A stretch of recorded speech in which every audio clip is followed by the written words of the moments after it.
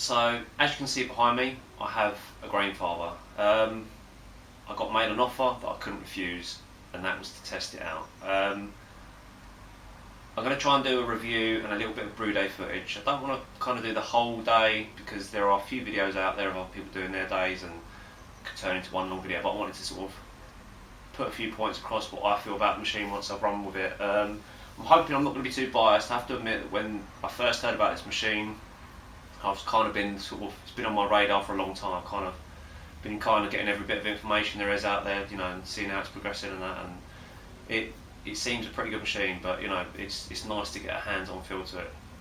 I didn't do the assembly of everything purely because the Grainfather themselves have an excellent video on how to set the machine up. When you first get it, it comes in quite a large box, and so big that it wouldn't. The box itself, the outer box, wouldn't fit into my loft. And living in a flat, it's had to sit next to the bed for the past week, which hasn't gone down too well, but it needs must. Once out of the box, obviously, it's a lot more smaller, it's more cylindrical, easier to store. I could easily get that through my loft hatch.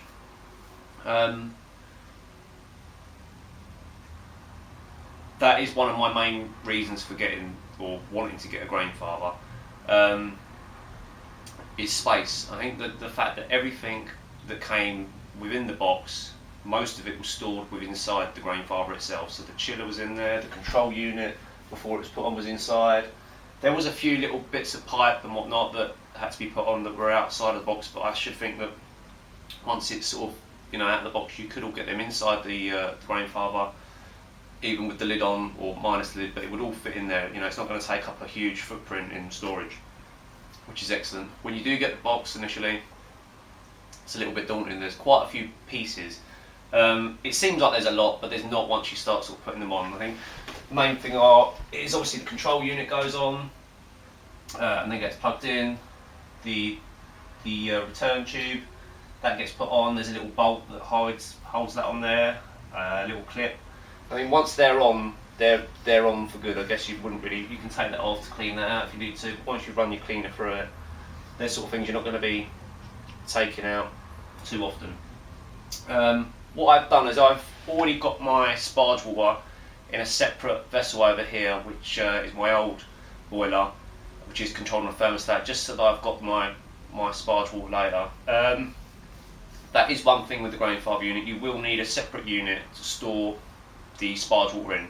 Now you can heat the sparge water up in the Grainfather initially, put it into that vessel, keep it there at a high temperature and let it drop down for while you're doing your mash, and it should be at the appropriate temperature to sparge with it once you get there. So you kind of may or may not need, depending on what you want to expend, another pot, but that could be as simple as, you know, a 20 litre pot on the stove, enough to get that sparge water up to sparge grains. Today I'm doing a simple smash beer with 5 kilo of grain, nothing too fancy. I just wanted to see, you know, what it does, what results it gets. It's going to have quite a lot of hops in it, but another thing, I wanted to see how it, you know, copes with having quite a few hops.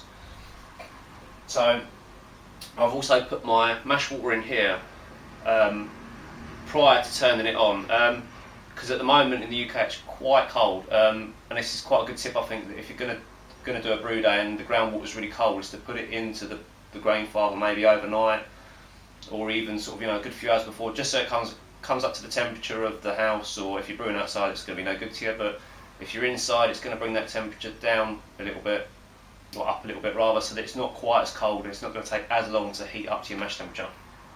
So what I'm going to do, I'm probably going to take the camera off just to show me kind of putting the temperature in, getting up to mash, and I won't obviously let the camera run for that long. We'll time how long it takes to get to that mash temperature, and then we'll go from there.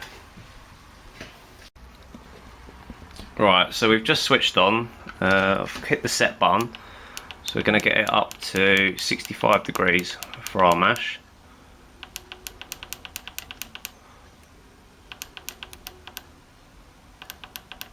You have to click the button. I don't think, you can't seem to hold it down and it cycle through, but that's no big issue.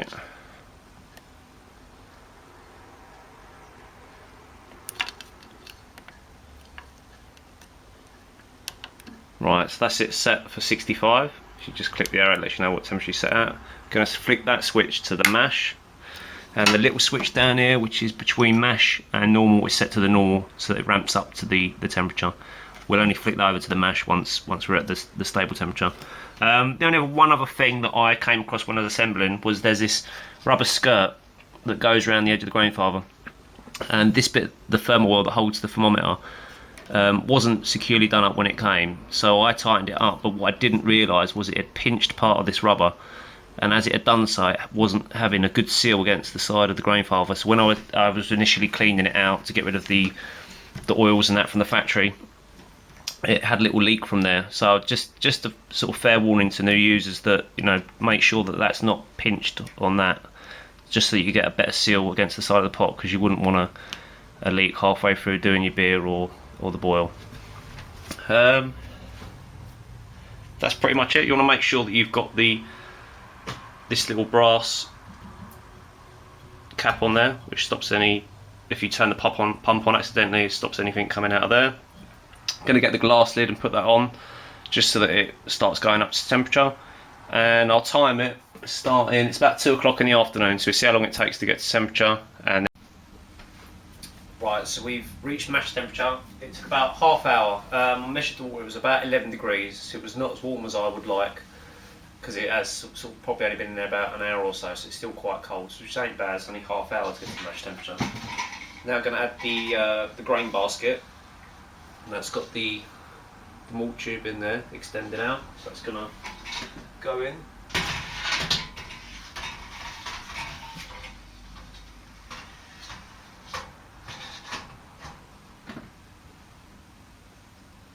Right, I'm going to add the grain. I'm going to use a jug to add it all in. You've got to make sure you get the little cap to put it just over the pipe, just so no grain goes in the pipe. I'll cut back in it once the grain's in, because I don't want to show me chucking 5 kilos of grain in and keep stirring, so I'll cut back in a minute. Right, sorry about that. I've done a couple of steps not on camera. Unfortunately, I was kind of messing around, got carried away. But basically what we've done now is the grain's all gone in, the top plate's been put on. I found that with the rubber seal, to get it a bit of a nicer fit in there, just to get a bit of your Star San or your no rinse sanitizer, just to spray that rubber, wet the rubber, so that when you slide that top mesh plate down, it doesn't stick to the sides as much and it goes down a lot easier. That's just resting on the grain. Then the little overflow pipe just sits into the top of that. That sits in. The glass lid goes on, and then the recirculation pipe goes in. There's a little black washer that you have to put on that. Roll the nut down over it, then tighten it on. So far there has been no leaks. It's been fantastic. I did have a little bit of a mild panic that there's no point in me showing you because of the steam that's coming out there and the condensation you can't really see in, but where the mash is recirculating, it appears that it's circulating through the grain bed, but it's also going predominantly down the tube in the centre. I wasn't sure if that was right. I did a quick search on the internet. It seems to be that is how it goes, and the water does clear up, so I had a bit of a panic thinking, is this right or isn't it right? But that seems to be the way it goes. The button at the bottom has now been switched to the mash, and it's stayed at 65 so far, and we are 15 minutes into the mash, so it's been great so far. So I'm going to cut back for the next stage after the mash is finished, and we're going to do a mash out, and then we're going to commence with the boil. Right, the mash is complete. We're just doing the mash out, so the temperature is ramping up from 65 to 75, and then we're going to recirculate that for another 10 minutes at that temperature. My initial concerns with the water running through the centre pipe seemed to be fine, because the water has cleared up fantastically. It was quite sort of milky and, you know, bitty at first, but it's really clear inside. I'm going to draw off a sample in a sec and get a pre-boil gravity, but I'm amazed at how clear the water has come out to what it started at. It's impressive so far, I've got to admit.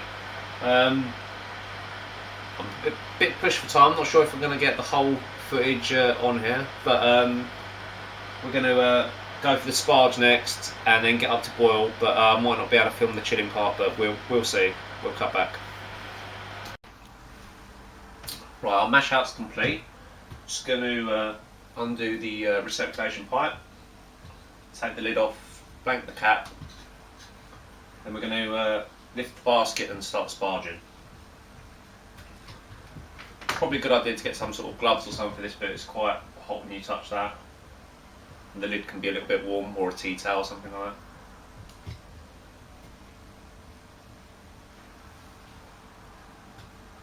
Would be nice to have a bit of a disconnect there rather than the screw thread. It takes a bit of time to unscrew it, but it's no major issue. Make sure you put the little brass cap on.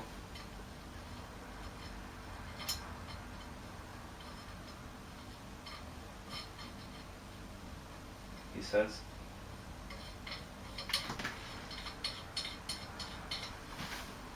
Just going to draw a sample off on that.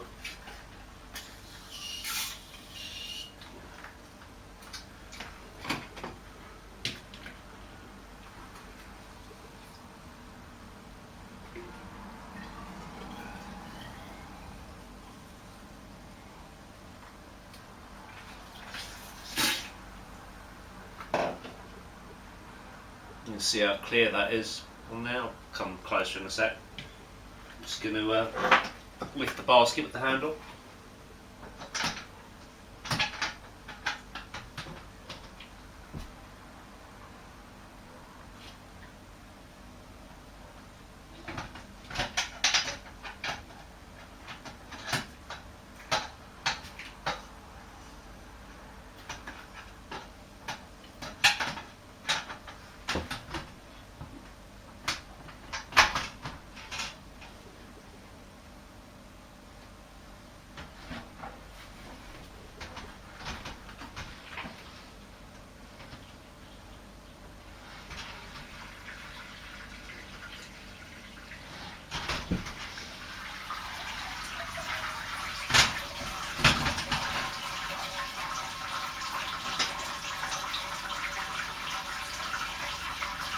That was quite tricky. It's quite heavy, obviously, with 5 kilo grain and the water, so be prepared if you're, I mean, I'm working at quite a height here. If it was on the floor, it'd be a lot easier to lift up, but if you get like a pulley system or something, make it a lot easier when you're raising it up. Just going to let that run through, and then I'm going to start sparging with my water that's still heated up to 75 degrees over the other side. And then we'll cut back in a sec, but I don't know if you can see quite clear in there, but it is really, really clear. Fantastic clarity on it. So we'll cut back in a second. Right, we're slowly getting up to the boil. Seems to take quite a while to ramp up to the boil temperature. I don't know why. As I'm slightly pushed for time, what I'm going to do, I did plan to do 2 brew videos. So rather than show the boil and the chilling on this one, I'm going to cut back and I'll have another brew day where I plan to do a smaller batch, because one of the things with the Grainfather compared to some other brew systems is from the box, with everything you get, you can do a mini batch, anything from about 3 kilos all the way up to about 9.5 I think it is, without the need of extra equipment to already add to what you get from the box. So that's one of my biggest draws. I don't tend to do very big batches like this. I kind of do 10, maybe 15 litre batches. So I figure I'll do another brew day with a smaller grain bill, which will take less time to ramp up to the temperatures and less time to get to boil. And then I'll film a lot more of that with the boil side and the chilling, just to to show how that goes. And also I think I'll do a final roundup of how I think the Grainfather is, how good it is, and just to give kind of my afterthought on it. So expect the footage to be slightly different, and the beer might be different, might be a bit darker. Who knows? I haven't decided what it's going to be yet, but I will definitely cut back and get the chilling and the boil part of it as well, just to show what I think of those. Cheers. Right, so it's brew day number 2 on the Grainfather, and today I wanted to test a mini batch on it. I'm hoping to film the maybe a little bit of the sparge, but at least definitely the chilling and transfer into fermenter, purely because I couldn't get that in my last brew day footage. The working outs are a little bit different for doing a mini batch, and the procedure in which you do it in is a little bit different, in that you add your mash water that you work out with the formula. You then have to put the top plate in and the overflow pipe, but it does say in the instructions that it probably won't go right onto the grain bed depending on how much grain you're using. I think I'm about 2.7 kilo today, or just sort of within that. And then you have to top it up with extra water until that level comes up just above the plate, and make a note of that to include that in your mash water. And initially I did confuse myself quite a little bit because I asked originally on the Grainfather Facebook group how to get the desired volume of 10 litres into the fermenter, and in the formula you have like 28 litres minus your mash water. I was told to replace that with 15, and then 15, I ended up with 15 litres mash water, and I kind of totally got a little bit confused, but it basically just meant that you do the other part of the formula, and all that means is that I've got a 2 litre sparge on today, so it's 15 litre mash gone in total with the grain that I've got, which could vary obviously depending on your grain bill, and then a 2 litre sparge at the end of it. It's just currently doing the mash out at the moment. It's going to run for 10 minutes. I don't even know if you can hear it on the camera. It's very quiet in operation. You can hear the pump, but it wouldn't disturb you if you was off doing other stuff or watching TV, which is quite good. Also, I already did the mash prior to this just because I'd already filmed it. Didn't want to show it all again, and but it was simple enough. And obviously, it took a lot less time to ramp up to temperature because there's less water. The sparge water took less time to get up to temperature, and I've just done it on a small saucepan on the stove, which is much easier. I think that's it for now. I'll cut back when I'm either sparging or chilling the water. So I've sparged, pulled the grain basket and done the boil. What I tend to do, I'm not sure if other people do it, is to lift the grain basket out, leave it on the top while it's coming up to temperature for the boil, and while I'm doing the sparge, it's generally done by the time I get to the boil. If there's enough time, lid on just before you get to the boil, and obviously off once it's at the boil. Didn't have to worry about boil over because it's only a 10 litre batch, so there's plenty of room in there for it to be doing its thing. Let me try and show you the boil, but it might not work because it's a bit too.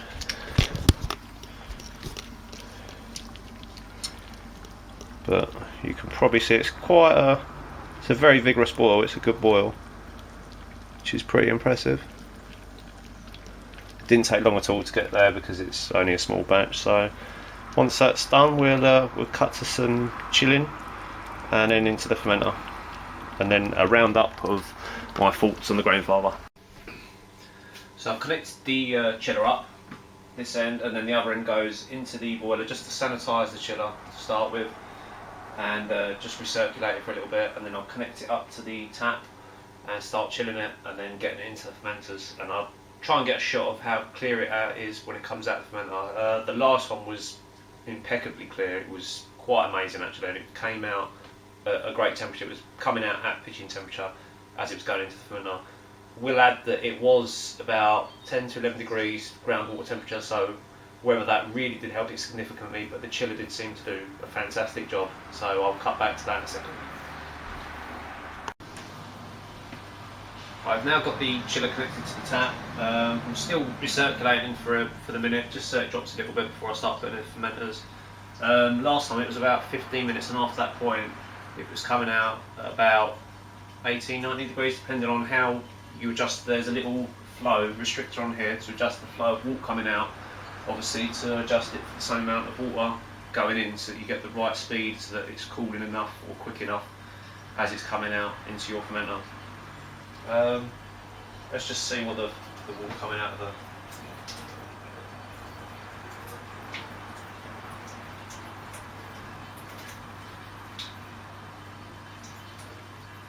About 35 degrees of hot water coming out, and the water itself coming out.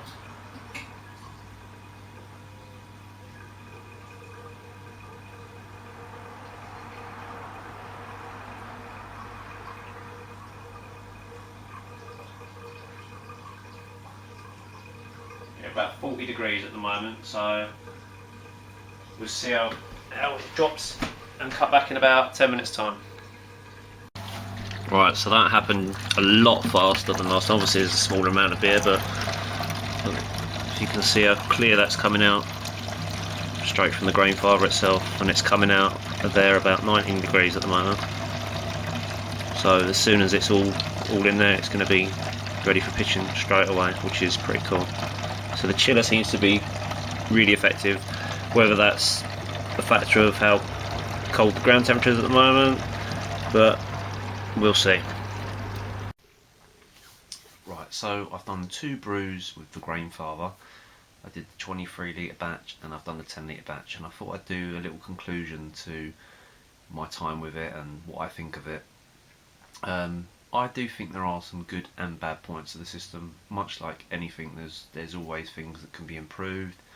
They might not necessarily be the same things that other people think should be improved, but for me there's certain elements that I think could be maybe a little bit polished up, or certainly sort of things that could be addressed. But I have to say that some of the problems that I found might only be limited to this particular unit that I received. It might not be sort of conclusive of all the Grainfathers out there, but I'll get rid of the good points first of all, what I think of the system. I wrote them down because there are quite a few in my book. Firstly was the customer service. I think early on with any new product there's kind of like, you know, apprehension of any teething problems and things like that, and there was early problems with the chillers, and I have to admit that seeing from the forum and online, they were addressed very quickly. People did have leaky chillers on the first batches of the Grainfathers, and that got sorted pretty quick. They changed the design of it, made sure the fittings were better. They put like 2 different coloured hoses on it now, so you can see where the hot and the cold water is coming in or out. And the particular one that I used didn't leak at all, so I can only, you know, assume that that's been totally eradicated. And anyone that did have that problem, they seem to have got the new chiller sent out. All the early adopters got their problem solved pretty quick, and all the new units now ship with the new chiller, so that did get addressed pretty early on and made sure that it was sorted. So from a customer service point of view, it seems to be that they are very much up on, you know, sorting out the problems before, you know, they become major problems. I think as a unit, it's all in one out of the box. You literally just need to add your grains. There are other systems out there. It probably would be wrong to compare this system to one of the other well-known systems out there, because they are kind of quite different, although they do a similar sort of thing. But for me, with that other particular unit that you can get out there, without naming names, to do a smaller grain bill, you do need to buy additional equipment. And for me, because I brew a lot of smaller batch beers, that's a problem. I'm already investing a lot of money, and then I've got to buy another piece of equipment to make smaller beer. It seems a bit of an annoyance. But with the Grainfather out of the box, you know, I did a grain bill of under 3 kilos, and I think you can do a grain bill of up to about 9 kilos, and you don't need extra equipment. Albeit all you do need is a hot liquor tank. You do or you don't. You can either heat up the mash water, sorry, the sparge water in a separate container, like a stock pot or an actual sort of an urn, or you could heat it up in your Grainfather, store it somewhere else until it's time to sparge of it, sort of bring it up to a decent temperature and allow it to come down ready time for the sparge. So you kind of do or you don't need more equipment with the Grainfather, but you certainly need less than with another unit. And as it's less money to start with, it's a saving all around. And I think that's a good thing going for it. The small footprint of it for me as well is for me brewing in a flat, or if you're brewing in an apartment, or just for saving space in general, it takes up very little space. You know, when it's all sort of packed in, it pretty much, you can get it all back into the Grainfather if you like. I mean, that's how it pretty much comes when it's packed. You might not necessarily want to squeeze the chiller in there every time. You'd probably keep that separately. But if you really needed to, everything would go back into the Grainfather. And the weight of it, I think it's about 10 kilos, which isn't an awful lot. And for me, I store most of my equipment in the loft, and carrying that up a ladder and putting it in the loft is not too much of a problem. So another plus point, it's not going to take up a lot of room wherever you've got it, and even wherever you're storing it. Initially, the box it comes in is huge, don't get me wrong. That's a pain to store if you're trying to squeeze that through a loft hatch, but the actual unit itself is tidy and compact, and you'll easily get it in a corner somewhere. The initial setup, this is another thing. for a tools perspective, all you really need is 2 screwdrivers. You know, most people got these. You know, so I think there's like a Phillips and the flathead just to put the bit where the recirculation arm comes through, just to put those little bits on, and the Jubilee clips, and that's pretty much it. And I mean, you'd probably take them on and off, you know, every now and then to give it a good clean through and that. But once they're on, I guess most people leave them on. I personally would. So you don't need a lot of tools to set this up. And that's the other thing, you know, a lot of other people say the cost of the Grainfather built versus building it yourself. I don't know, you probably could build it cheaper yourself, but you know, you would need those tools. And if you're, you know, a person of, you know, you don't have the tools for drilling out holes for elements and things like that, this is all done for you. So once you've got it out of the box, what you're going to need is kind of a couple of screwdrivers. You're up and running, and it's done, and you probably won't need them again. You know, that's, you can't argue with that. Obviously, going on to the cost compared to making it yourself is also the time of making it. I know a lot of people do like making their own equipment, but if you're using this thing to start sort of saving time as well, if you haven't not necessarily got the time to sort of brew all the time, and you're using this as a time saver so you can get on with other chores, if you haven't got the time to brew initially, and this is why you bought the machine, are you going to have time to build a system yourself? For me, it's excellent. I guess you could argue, you could say it's lazy, but if you can get a unit out of the box and it does the job, fantastic. And I'm sure that will appeal to a lot of people, especially starting out into all grain brewing. You know, they just want to buy it, crack on, they just add their grains, you know, and they're away. The inside measurements on the Grainfather, there's like the graduation marks in literage, which is excellent. There's no need for a sight glass on the side, you know, extra stuff to clean. They're really accurate. Another excellent point, you know, it sort of takes away some of the, you know, the guesswork out, you know, making sure your jug's right, you know, you've got the, you know, can pour it in, and you've got the level marks for when you're getting your mash water in. The chiller I found to be really effective. I have to admit, both times I used it, the ground temperature water here was quite cold. It was only about 10 degrees. So whether or not it's obviously super effective because you're chilling down with really cold water, I'd love to have been able to test it during sort of like the peak of summer here. Not that it ever gets super hot, but you know, I'd be interested to see how effective it is in terms of comparing it to a normal immersion chiller. But I found it really effective, and you know, I can't argue with how it performed when I used it. The warp from the Grainfather during the mash, initially it starts out, you know, pretty cloudy. Good, I'd say 20-25 minutes in, it's running really clear. It's quite impressive. And then straight from the Grainfather into the fermenter, it was super clear. I mean, you probably see it in the footage that I put up before this, that it's super clear. I was very impressed with that. The boil, I think the boil was fantastic. I know from other machines out there, the boil can be a little bit, how can I put it, not as vigorous as some people like. I know a lot of people would argue about how vigorous that boil really needs to be. I'm not going to get into that, but you don't need additional equipment. You don't need extra wrap around the Grainfather, at least when using it inside. I don't know if you used it outside, would it, you know, struggle, or, you know, I don't know. But inside it performed excellent. The boil was very vigorous.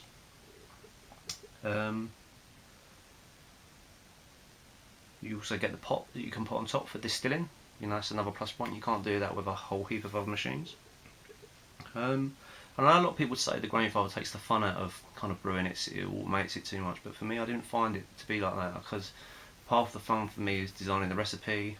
There was still a lot of involvement, adding the mash water, the sparge, there's everything that's still there. And I know people are calling out for it to be sort of PID controlled and sort of being able to settle their mash profiles in and all that lot, but it wasn't a major for me. You know, it gave me more sort of hands-on, having to adjust that when I needed to. But I'm sure when they bring that out, it will just be a simple case of a new control unit plonk straight in that little bit where it sits, and that'll be it. The people that want that can have that, and you know, they're set. Right, I think that was it for pretty much for the good points. I may have missed a couple, I hope not. But now on to the bad points. Let me just get a drink.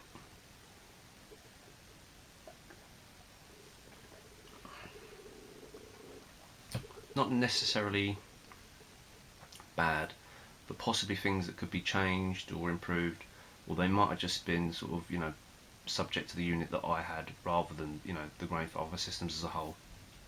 I seemed to have the temperature seemed to stutter a little bit when it got to about 90 degrees both times that I brewed, and I wasn't sure if that initially was, which I experienced with my own urn, was when, before it comes to the boil, some of the wort sticking to the element, and not cutting it out but kind of slowing it down and making it stutter a little bit, because it seemed to, the temperature creeped up quite gradually, quite quick. It ramped up quite well. It got to around that 92 mark, and it seemed to kind of just pause for a while. And I thought that you could hear that the element was going, and it was still kind of churning away, but it just stuttered, and then it did get up there in the end. But I was a bit sort of, dubious about why it would do that, and gave me a little bit of cause for concern. I think, after only 2 brews, had it started struggling, what was the problem with that? But anyway, I think there should be a video either on the Grainfather YouTube thing, or at least a picture in the manual book of the recirculation of the mash. When I initially did my first one, I kind of had a bit of blind panic that I weren't sure if the water should be going down the overflow pipe sort of in the centre, which it sort of fills up on the top plate and it overflows down into the centre, and I wasn't sure if that was correct or not. There was nothing in the manual to suggest that. Just a minor niggle that could be being in the manual or video, just to sort of, satisfy the people new to the system that are going to maybe not know if that's right, or maybe not even be concerned, and it does the opposite. They kind of need to know. I found the recirculation arm, the fitting on it gets tedious even after the second use. The first use I was fine with it. When I did my second brew day, the unscrewing of that thread, and of course you've got to make sure that that's threaded on spot on, because if you don't, I guess you could cross thread it, or it just doesn't go on properly and then it leaks.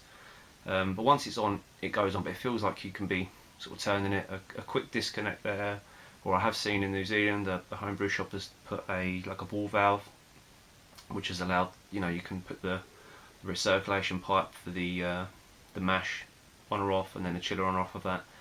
That's a simple little fix. Maybe that should be something in the future ones, but that attachment as it stands at the moment is a little bit frustrating, I think.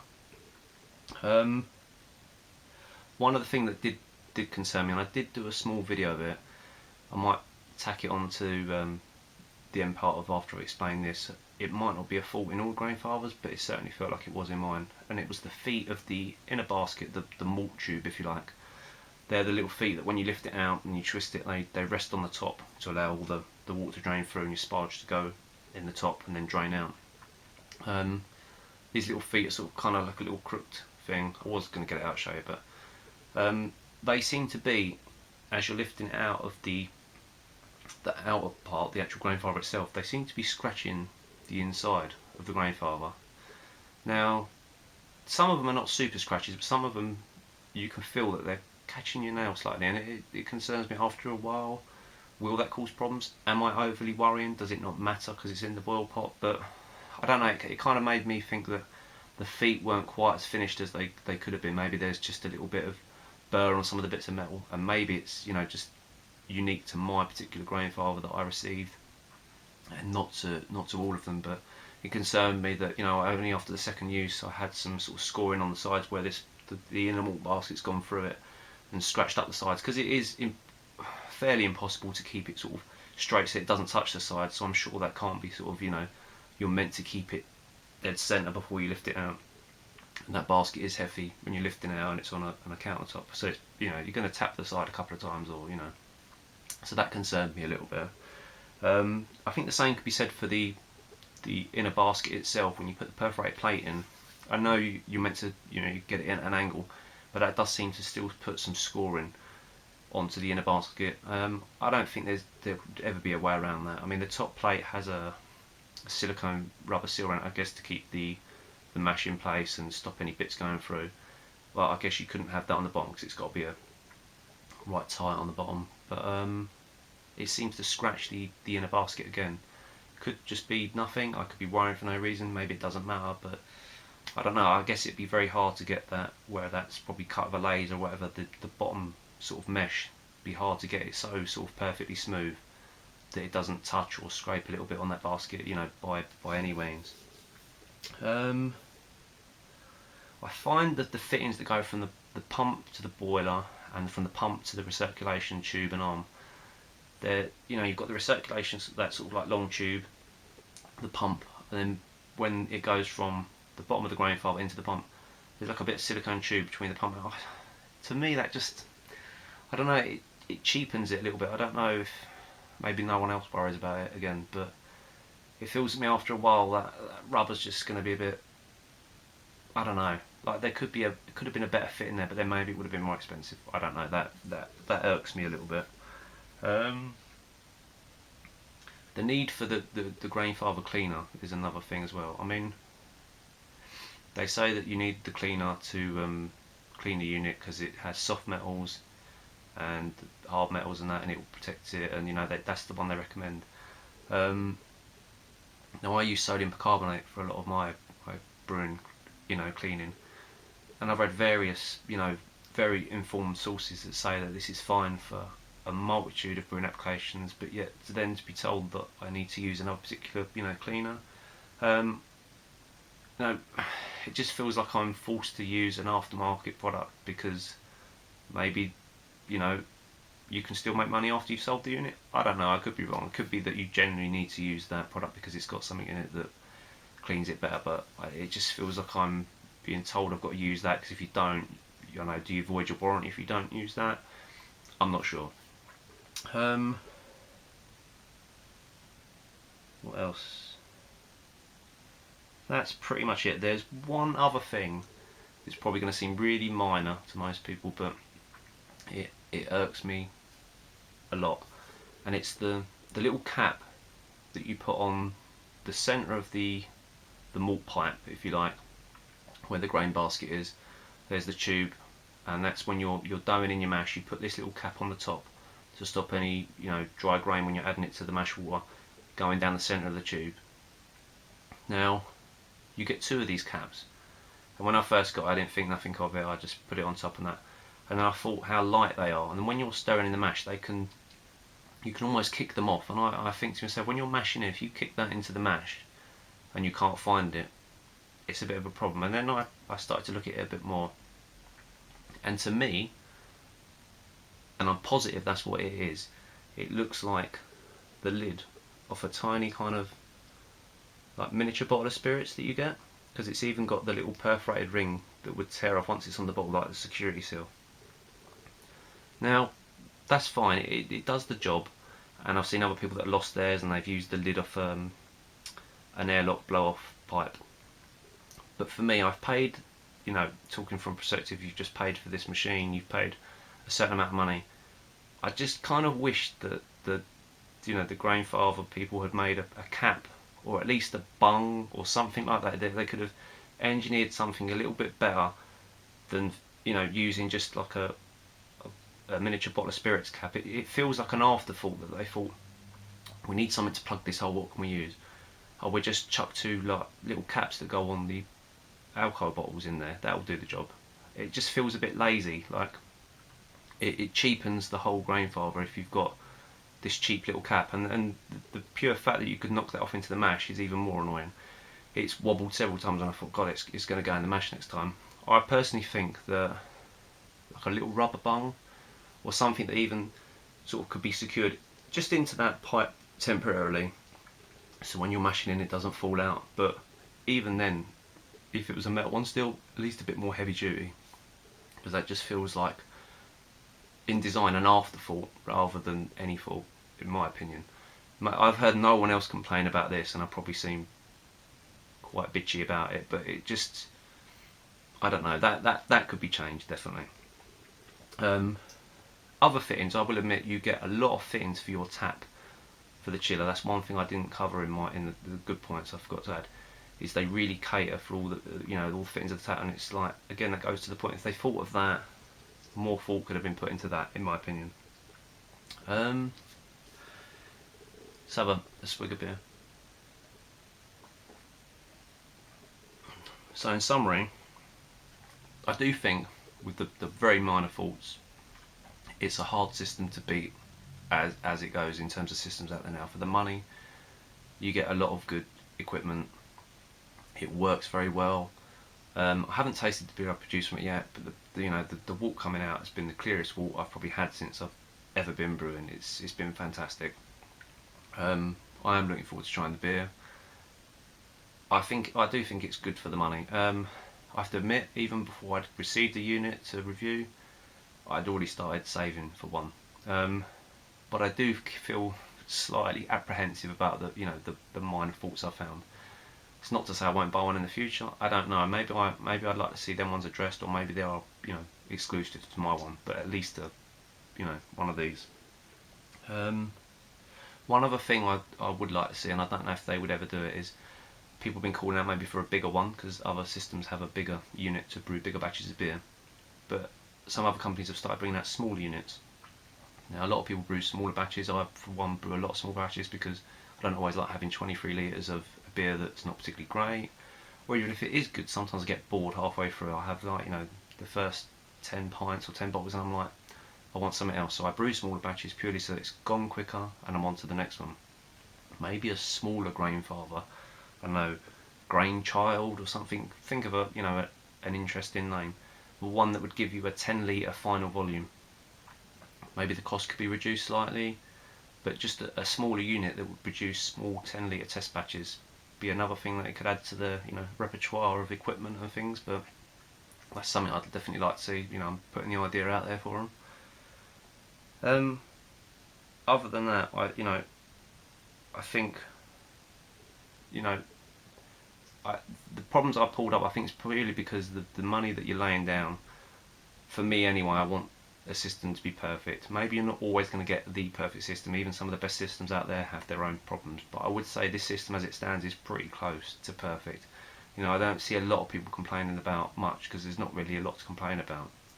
It seems to do the job, it does it well, and it does it for less than half price of other systems out there. And you can't knock that. So, if you're in the market for getting a brewing system, you can't fault it. It really is a fantastic piece of equipment. And my finger is still hovering on once I've saved a bit more money, it's still on the push button to buy one. I have to admit I'm swayed by it. I have to, what more can I say? Cheers.